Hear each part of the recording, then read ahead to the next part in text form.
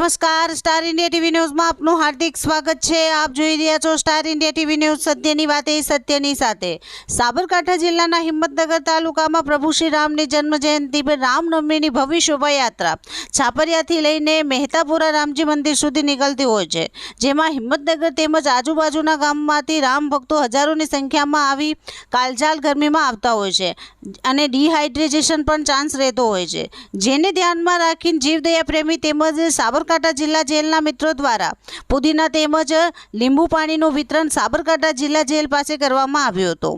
આ શ્રેષ્ઠ કામગીરી સાબરકાંઠા જિલ્લા જેલના જેલર જે.જી. ચાવડા, મુકેશ રબારી, મેઘરાજસિંહ ચૌહાણ તેમજ જીવદયા પ્રેમી મિતુલ વ્યાસ, અર્પણ રાવળ, હિરેન રાવલ તથા કુલદીપ દરજી દ્વારા કરવામાં આવતા હિંમતનગરની જનતા તેમજ હિન્દુ સંગઠનો દ્વારા આભાર વ્યક્ત કરવામાં આવ્યો હતો। Star India TV news Saugata reporter Shahbuddin Shiroya, જિલ્લા સાબરકાંઠા।